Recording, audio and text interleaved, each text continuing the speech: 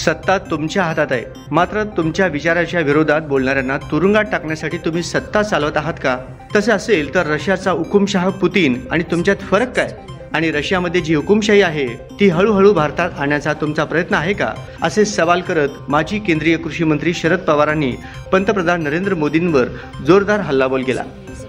महाविकास आघाडीच्या सोलापूर लोकसभा मतदारसंघाच्या उमेदवार प्रणिती शिंदे आणि म्हाडा लोकसभा मतदारसंघाचे उमेदवार धैर्यशील मोहिते पाटील यांच्या प्रचारार्थ शुक्रवारी पंढरपूरमध्ये जाहीर सभेचे आयोजन करण्यात आले होते. या सभेत बोलताना शरद पवारांनी पंतप्रधान नरेंद्र मोदींवर जोरदार निशाणा साधला. यावेळी व्यासपीठावर प्रणिती शिंदे, धैर्यशील मोहिते पाटील, भूषण सिंह, राजे होळकर, राजे निंबाळकर, प्रवीण गायकवाड, अभिजित पाटील यांच्यासह आघाडीचे नेते आणि पदाधिकारी उपस्थित होते. पवार पुढे म्हणाले, ही निवडणूक अतिशय महत्त्वाची आहे. आज नरेंद्र मोदी नावाच्या व्यक्तीच्या हातात देशाची सत्ता आहे. लोकशाहीमध्ये सत्ता कोणालाही मिळते, ती लोकांच्यासाठी चालवण्याचा अधिकार असतो. पण मिळालेली सत्ता जमिनीवर पाय ठेवून लोकांच्यासाठी चालवायची भूमिका प्रत्येकाने घेतली पाहिजे.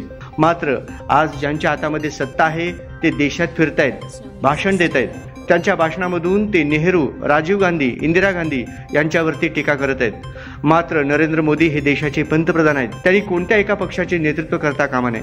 त्यांनी देशातील प्रत्येक नागरिक हा आपला आहे आणि त्याचा विकास करण्याची जबाबदारी आपली आहे, ही दृष्टी ठेवणे गरजेचे आहे.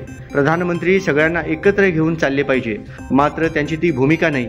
ते जाहीरपणे जाती धर्मावरती भाष्य करत आहेत.